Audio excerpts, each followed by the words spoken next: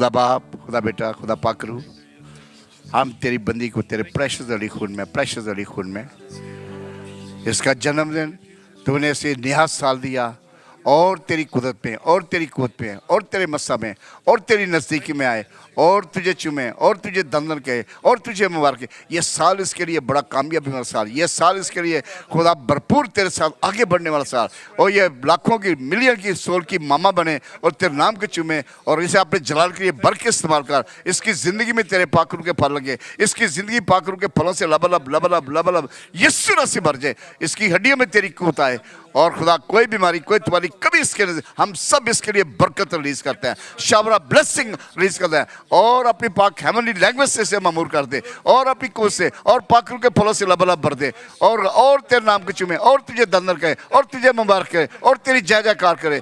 ये सब कुछ तेरे आला बुलंद अजीम कुदरत नाम खुदावंद यीशु मसीह के नाम के वसीला से हम सब ने मांगा, और जब तू आए तो ये अपनी आंखों से रूबरू देखे और तुझे तेरी जय जयकार करे। खुदावंद यीशु मसीह के नाम के वसीला से मांगते हैं, बख्श दे। और पाक क्रिश्चियन का यीशु मसीह के नाम में आमीन आमीन। God bless you.